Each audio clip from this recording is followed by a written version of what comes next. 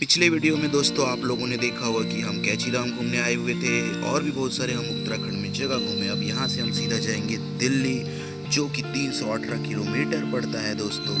तो बाबा जी हमारे गुरु जी को जय श्री राम बोलकर हम सीधे आगे बढ़ जाते हैं दोस्तों। और हमारी खुशनसीबी से हमें ये वाली गाड़ी मिल जाती है जो कि काफ़ी महंगी होती है दोस्तों। तो ना दोस्तों मैं अपने जूते खोल के उसके ऊपर बैठा होता हूँ क्योंकि गाड़ी गीली होती है। और यहाँ पे दोस्तों बस नहीं मिल रही होती है और पानी भी गिरना चालू हो चुका होता है, क्योंकि ना दोस्तों यहाँ पे जो बस होती है उसमें जितनी सीट होती है उतने ही आदमी को बैठाना अलाउड है, उससे ज़्यादा को बैठाने से चालान कट जाता है। तो ना दोस्तों हमें बस ही नहीं मिली थी और हमें घर भी आना था और हमारी ट्रेन भी थी दिल्ली से, तो इसलिए हम सीधे कैची धाम से भवाली के लिए निकलते हैं दोस्तों। यहाँ से अभी हम दोस्तों कम से कम 10 किलोमीटर इस छोटे से गाड़ी में जाएंगे और उसके बाद दोस्तों हमें मिलेगा एक बहुत ही दिलकश नज़ारे का दृश्य दोस्तों। ऐसा नज़ारा दोस्तों मैं तो कभी देखा नहीं, अगर आपने देखा है तो ज़रूर आप कमेंट करके हमें बता सकते हैं। तो दोस्तों यहाँ पे बादल कितने ही सुंदर दिख रहे थे पहाड़ों के साथ, चारों ही तरफ हरियाली थी। तो दोस्तों ये जो गाड़ी होती है ना ये हम लिफ्ट लिए होते हैं। और दोस्तों स्वागत है आपका हमारे और आपके YouTube चैनल ऑनलाइन भिलाई में। तो दोस्तों हम सीधे यहाँ से आगे की ओर बढ़ रहे होते हैं। देख सकते हैं सूरज कितना ही ऊपर चमक रहा है, लेकिन पानी भी गिर रहा था दोस्तों। और यहाँ पे हमारा सामान जो होता है वह नीचे की ओर सो गया होता है, क्योंकि दोस्तों यह रोड बहुत ही घुमावदार होता है और बहुत ही सारे कठिनाइयों से भरा हुआ भी। अब ना दोस्तों हमें टैंकर से लिफ्ट मिल जाती है और हमें मिल जाते हैं एक ताऊ, उनसे बात करते हुए हम आगे बढ़ रहे होते हैं।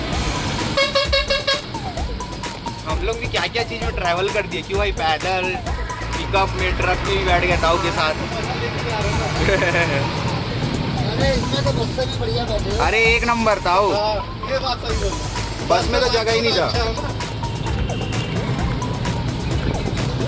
किस्मत अपनी ऐसी, जब वहाँ से पहली बार बस में आ रहे थे ना, किस्मत नहीं बाबा का आशीर्वाद है ब्रो। पूरी बस खाली लेट के आए।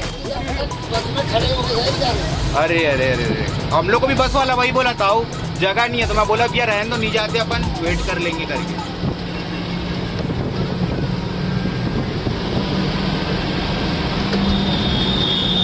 बस वाला बैठा ही नहीं रहा, रोक ही नहीं रहा। क्यों नहीं रोकते ताऊ बस वाले, ऐसा क्यों करते हैं? अरे ऐसे ना जितनी सीट है उतनी सवारी का ऑर्डर है यहाँ पर। अच्छा हाँ सही है सही है, नहीं तो क्या चालान कट जाएगा इसलिए। ठीक ठीक ठीक ठीक। अपने 5 आदमी से ज़्यादा नहीं जा सकते। दोस्तों हम किसी से भी बात करते ना वह हमारा दोस्त बन जाता है, चाहे वो किसी भी उम्र का हो। तो ना दोस्तों ताऊ से बहुत सारी बातें करते करते हम जा रहे होते आगे, और हमें यहाँ से अभी जाना है लगभग दोस्तों 60 किलोमीटर, जो कि दोस्तों 2 से 2.5 घंटे का सफ़र होता है, क्योंकि दोस्तों यह घुमावदार रास्ता है इसलिए बहुत ही समय लगता है। वहीं यहाँ पर अगर सीधे रोड में अगर 60 किलोमीटर जाते हैं तो दोस्तों आप शायद 20 से आधे घंटे में तो कम से कम हो ही जाएंगे आगे की ओर। लेकिन दोस्तों ऐसे पहाड़ों में ना वो जो रहता है 200 किलोमीटर ना वो कम से कम रहता है, समझ लो 500 किलोमीटर, यानी डबल ही रहता है इस टाइप का। और फिर उसके बाद दोस्तों हम आगे बढ़ रहे होते हैं, ये सारे ही नज़ारे को अपने मोबाइल में कैद करते हुए, ताऊ से बात करते हुए, और मेरे दोस्त लोग भी बैठे होते हैं मेरे साथ। आज का ज़माना दोस्तों बहुत ही बदल गया है, आप देख सकते हैं ऐसी ऐसी जगह तक रोड पहुंच चुका है दोस्तों, और लोग रहते भी हैं। एक छोटा सा गांव आ रहा है दोस्तों, वहाँ पे आपको खेत भी दिखाई देगा, सीढ़ीदार खेती होती है दोस्तों पहाड़ों में। आपको मैंने अपने पुराने वीडियो में दिखाया ही होगा, चाय के बागान। तो दोस्तों ये जो जगह है ना, यहाँ पे आप कभी भी आओगे तो सिर्फ बरसात के मौसम में मत आना, और बाकी कभी भी आपको जाना है तो कहीं भी जाइए, लेकिन बरसात के मौसम में पहाड़ में मत जाइए, क्योंकि ना दोस्तों ये बहुत ही ज़्यादा खतरनाक होता है। और यह खूबसूरत सा रोड और इसके सामने का यह दिलकश नज़ारा आप जब देखोगे ना दोस्तों तो हैरान ही हो जाओगे। उसके बाद दोस्तों यह जो मंदिर दिख रहा है सामने, यह पायलट बाबा का मंदिर है दोस्तों। हम कभी और आएंगे ना दोस्तों तो ज़रूर आपको इस मंदिर में लेके जाएंगे और दर्शन कराएंगे। ये बहुत ही फेमस मंदिर है पूरे उत्तराखंड में।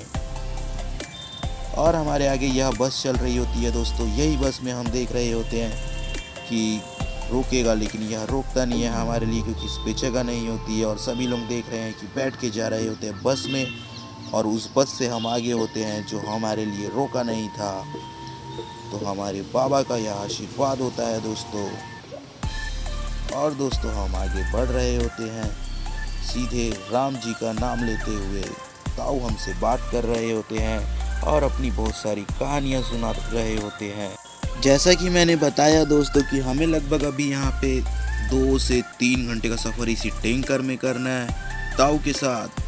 तो हम रास्ते में एक जगह रुकेंगे भी कुछ खाने के लिए, लेकिन दोस्तों हम ना पहले ही सब चीज़ खा के निकलते हैं और जल्दी से पहुंच जाते हैं इस ब्रिज के पास। यह जो खूबसूरत सा ब्रिज है दोस्तों, जब आप पहाड़ों में जाओगे तो ऐसे ही ब्रिज आपको देखने मिलेंगे। और बहुत सारी छोटी छोटी नदियाँ भी अभी थोड़ी सब सूखी हुई थी क्योंकि गर्मी का टाइम था दोस्तों, और बरसात आने ही वाला है, मतलब पहाड़ों में चालू हो चुका है दोस्तों। और इस नदी का पानी को रोक के रखा गया क्योंकि यहाँ पे कुछ बन रहा था और कंस्ट्रक्शन का काम भी चल रहा था। और यहाँ पे दोस्तों रोड बहुत ही सकरा हो जाता है, मतलब एक बार में एक ही गाड़ी आराम से निकल सकती है। तो धीरे से हमारी गाड़ी यहाँ पे रुकी हुई होती है दूसरी गाड़ियों को जाने देने के लिए। दोस्तों पहाड़ में कभी भी आपको याद रखना है कि जो भी गाड़ी ऊपर से नीचे की ओर उतर रही है उसे जगह देना है, और जो चढ़ रही है उसे भी जगह देना ही पड़ेगा दोस्तों, क्योंकि बहुत ही खतरनाक जगह होता है पहाड़ों में। और दोस्तों अगर आप सीधे हाथ की तरफ जाएंगे ना तो सीधा यहाँ से नैनीताल चले जाएंगे, जो कि यहाँ से 15 किलोमीटर पड़ता है। तो आप सोच ही सकते हैं दोस्तों अभी तक हमने कितने ही दूर का सफ़र किया है कि अभी तक हम नैनीताल में ही हैं। और ना दोस्तों यहाँ पे ऐसे दुकान मिलेंगे पहाड़ों में, यहाँ पे आपको मैगी, कोल्ड ड्रिंक्स और चाय और हाँ आलू पराठा भी मिलते हैं दोस्तों, जो कि बहुत टेस्टी होते हैं। पहाड़ों में अगर आप आएँ तो पहाड़ों में आप चाहे तो ट्राई कर सकते हैं आलू पराठा। कुछ इस तरीके से आराम से हम बैठ के कभी लेट के बढ़ रहे थे हमारे सफ़र की ओर, ताऊ से बात करते हुए, और ताऊ हमें अलग अलग चीज़ों के बारे में बता रहे थे। तो दोस्तों सामने देख सकते हैं यहाँ पे कितना ही तगड़ा भूस्खलन हुआ है, वह दिख ही रहा होगा आपको।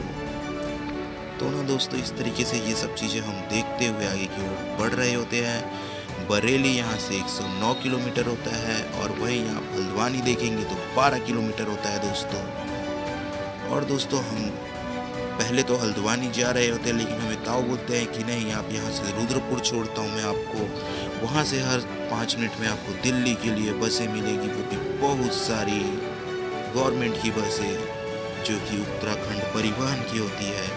वैसे दोस्तों अगर आप ना उत्तराखंड परिवहन वाले बस में बैठते हैं उत्तराखंड जाने के लिए तो आपको ना कम पैसे देने पड़ेंगे। वहीं आप यूपी की बस में बैठ के आते हैं तो आपको थोड़े ज़्यादा पैसे देने पड़ेंगे। तो दोस्तों ऐसे करके ना उत्तराखंड और यूपी दोनों साइड से और भी बहुत साइड से बसें चलती है, आप चाहे तो प्राइवेट टैक्सी भी कर सकते हैं। और दोस्तों यहाँ पे भीमताल करके भी जगह पड़ती है, हम आपको कभी लेकर चलेंगे। तो दोस्तों यहाँ पे आपको रायपुर लिखा भी दिखाई दे रहा होगा, ये वह रायपुर नहीं है दोस्तों। और आप देख सकते हैं दिल्ली यहाँ से 276 किलोमीटर की दूरी पर है दोस्तों, और हल्का सा जाम टाइप का लगा हुआ है दोस्तों, और ऑटो भी चल रहा था पहाड़ों में।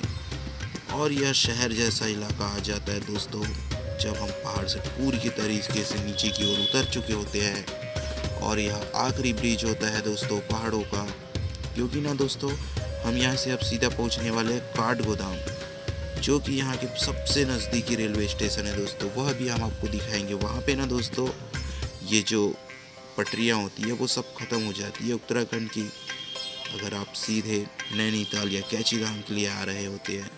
और हम इस ब्रिज के ऊपर होते हैं दोस्तों, देख सकते हैं कितने शानदार तरीके से इस ब्रिज को बनाया गया है, और चारों ही तरफ से यह पहाड़ों से घिरा हुआ है दोस्तों।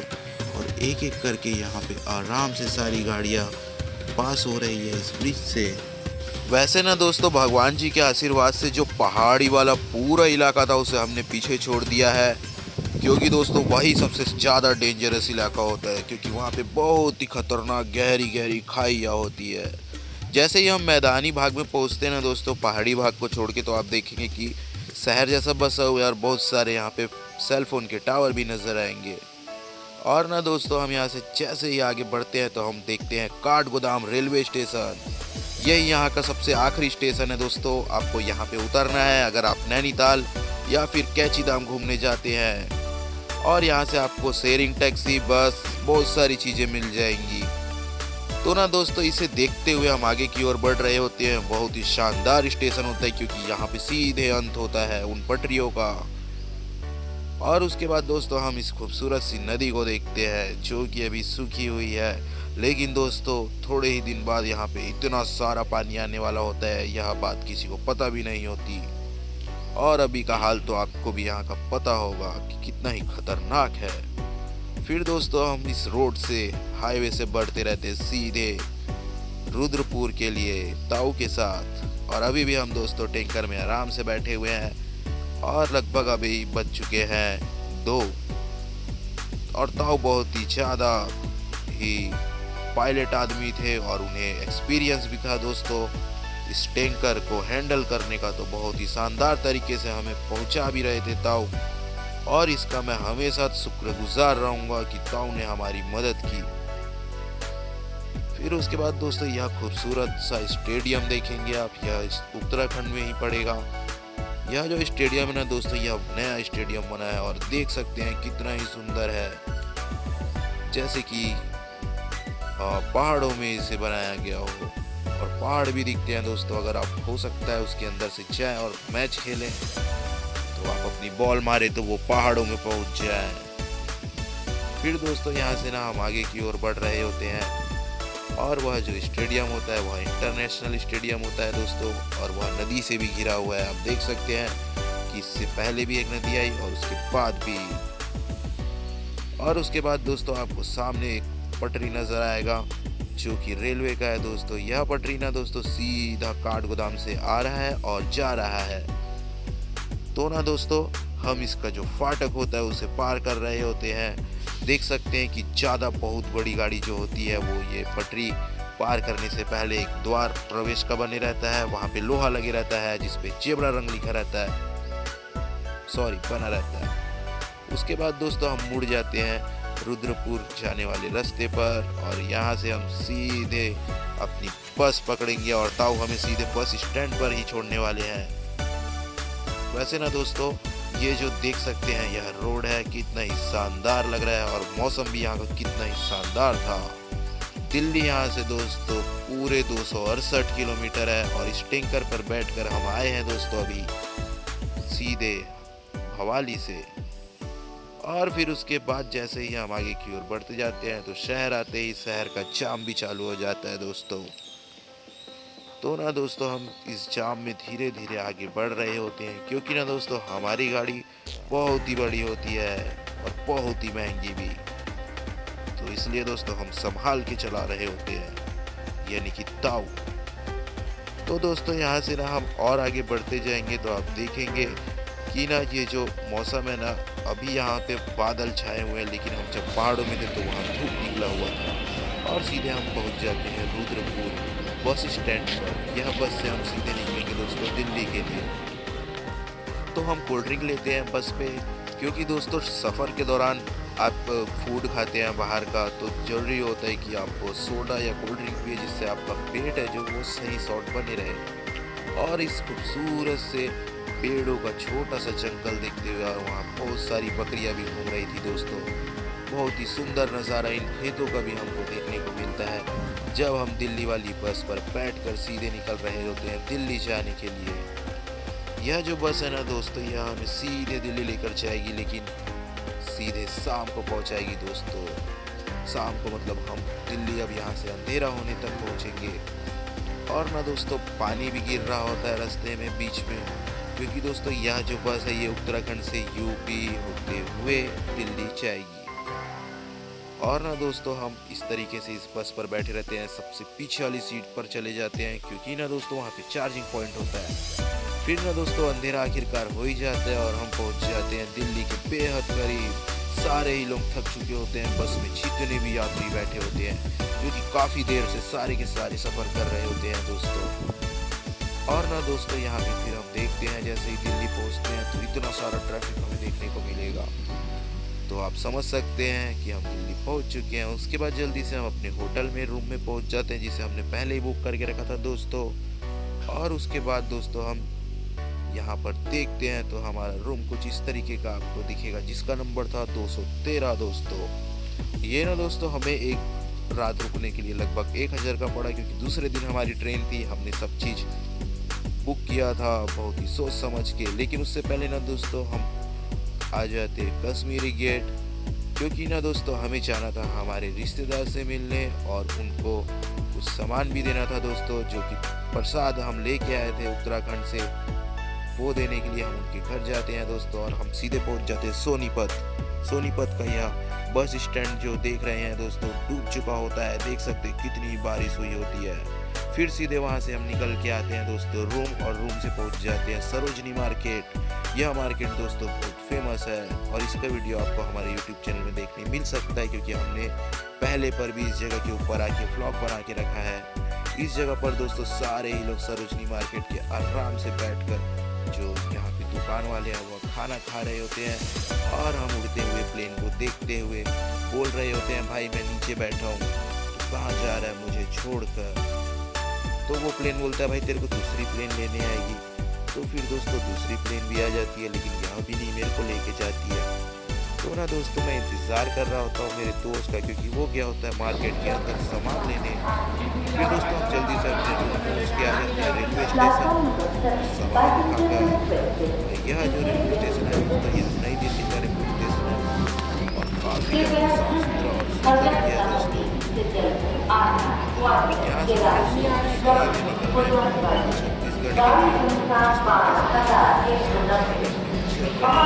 से और यह काफ़ी यादगार ऐसे घूमने के लिए आप जा सकते हैं या दिल्ली या बहुत सारी जगह, क्योंकि ना दोस्तों घूमने से ना दिमाग है जो बहुत ही ज़्यादा फ्रेश रहता है। बहुत सारे लोग ऐसे दौड़कर ट्रेन को पकड़ने की कोशिश कर रहे थे, क्योंकि ना दोस्तों उन्हें जर्नल में जाना था। क्या हुआ है ना दोस्तों कि ना वेटिंग में जैसे पहले कोई भी बैठकर चले जाता था स्लीपर पे अगर टिकट होता था वेटिंग का, तो लेकिन आजकल ऐसा नहीं है। आप कहीं पर भी जाके नहीं बैठ सकते। अगर आपके पास कंफर्म टिकट है स्लीपर का तो उस पर जा सकते हैं। तो इसलिए ना जर्नल में बहुत ही ज़्यादा भीड़ हो जाती है, और इसका सामना दोस्तों बहुत सारे लोगों को करना पड़ता है। आप देख सकते हैं हमारे इस वीडियो में।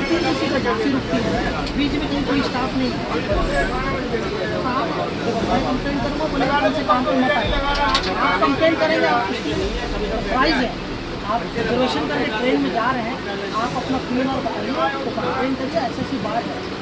मैं कितनों को 2 डिब्बे हैं, 2 डिब्बे में 200 अब 400 टिकट बेचे ना काउंटर वाला, तो वो आदमी भैया बिरयानी भैया मैं उसको कहाँ करूँगा बताओ। मेरे हाथ में रोज मेरे को ये इस गाड़ी में हम लोग दुर्ग से आए निजामुद्दीन, इसी गाड़ी को वापस लेके जा रहे हैं। 20 घंटे की ड्यूटी में हम लोग हालत ऐसा हो जाता है कि तो ना जो ट्रेन के हमारे टीटी सर होते हैं वो बता रहे होते हैं 20 घंटे की हमारी ड्यूटी होती है और बहुत सारी मुश्किलों का सामना करना पड़ता है। हम कैसे ही इतनी सारी भीड़ को संभाल सकते हैं। अगर आपको कोई भी प्रॉब्लम है तो आप ज़रूर शिकायत करिए, मतलब जो हमारे हेल्पलाइन नंबर में है, जिससे आपकी सारी जो शिकायतें हैं उनका हल हो जाए। तो कुछ इस तरीके से दोस्तों आप भी चाहें तो आपको रेलवे में कोई भी असुविधा होती है तो उनके हेल्पलाइन नंबर पे कॉल आपको करना चाहिए, ना कि आपको टीटी से बहस करनी चाहिए और ना कि आपको वहाँ पे बैठे यात्रियों से, क्योंकि इससे दोनों का समय व्यर्थ होगा दोस्तों और बात बिगड़ भी सकती है। उसके बाद दोस्तों हम पहुँच जाते हैं शहडोल। यहाँ का दोस्तों आलू गुंडा बहुत ही फेमस है। तो दोस्तों हम आलू गुंडा खा रहे होते हैं, क्योंकि ना दोस्तों बहुत टाइम से हमने कुछ खाया नहीं होता है और बाहर का कुछ खाना सही भी नहीं होता है। मेरा तो बहुत ही जल्दी पेट खराब होता है, लेकिन फिर भी मैं मजबूरी में खा ही लेता हूँ, क्योंकि वहाँ का आलू गुंडा बहुत ही टेस्टी होता है। थोड़ा बस उसमें नमक ज़्यादा होता है दोस्तों। उसके बाद दोस्तों पता ही नहीं चलता कहाँ हम बिलासपुर पहुँच जाते हैं, और यहाँ हमारी शिवनाथ नदी है। देख सकते हैं शिवनाथ नदी किस तरीके से हमारे भिलाई शहर को घेरी हुई है, और दुर्ग जिला को भी, और बिलासपुर को भी, और रायपुर को भी। तो शिवनाथ नदी का दिलकश नज़ारा आपको दोस्तों कुछ इस तरीके से दिखेगा जब आप सीधे बिलासपुर या उसलापुर की ओर से आ रहे होंगे ट्रेन में दुर्ग की ओर। तो ना हमारी ट्रेन दोस्तों बहुत ही ज़्यादा टाइमिंग पर चल रही थी और हमने कुछ इस तरीके से एक मालगाड़ी देखा। यह काफ़ी ज़्यादा सुंदर लग रहा था इसका कलर दोस्तों, क्योंकि ना दोस्तों आप देखे होंगे ऐसी बहुत सारी गाड़ियाँ होती जिनमें पेंट नहीं होता, लेकिन इसे पेंट करके बहुत ही अच्छे से सजा के रखा गया था। और ये ना दोस्तों मुझे लगता है कि जा रहा था अपना सामान लेने। फिर हम दोस्तों पता ही नहीं चलता कब रायपुर भी पार कर चुके होते हैं और भिलाई पहुंच गए होते हैं। भिलाई 3 के पास होते हैं दोस्तों हम अभी। और यहाँ से दोस्तों आप देख सकते हैं यह जो ट्रेन जा रही है उसके बाजू में ही एक रोड गया। यह कितना ही सुंदर रोड था दोस्तों। फिर दोस्तों यह भिलाई का खूबसूरत सा स्टेशन देखते हुए हम आगे की ओर बढ़ रहे होते हैं।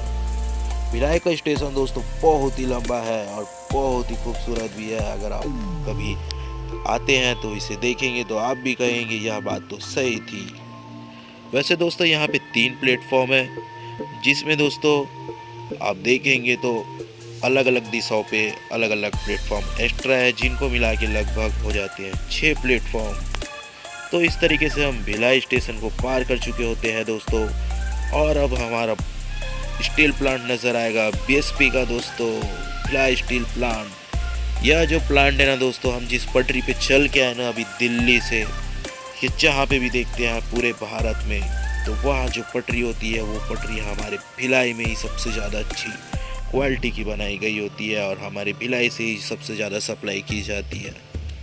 तो इसलिए दोस्तों हमारे भिलाई में ना यह जो प्लांट है ना ये बहुत ही ज़्यादा महत्वपूर्ण है हमारे लिए भी और हमारे देश के लिए भी, क्योंकि दोस्तों बहुत सारे लोगों का रोज़गार इसी प्लांट से चल रहा है और उनका घर भी दोस्तों। और यह प्लांट दोस्तों बचपन से मैं देखते आ रहा हूँ। हमारी ट्रेन ना दोस्तों खड़ी हो जाती है पहले ही स्टेशन से, तो हम यहीं पे उतर जाते हैं। हमारा एक दोस्त पास ही में होता है सेक्टर में, वह हमें लेने आ रहा होता है। और इसी के साथ हमारा ब्लॉग दोस्तों यहीं पे ख़त्म होता है। इसी के साथ हम मुंह मीठा करते हैं रबड़ी खाकर दोस्तों। आप लोग भी खाइए। बहुत शुक्रिया जो आप लोगों ने अपना कीमती समय दिया। जय श्री राम।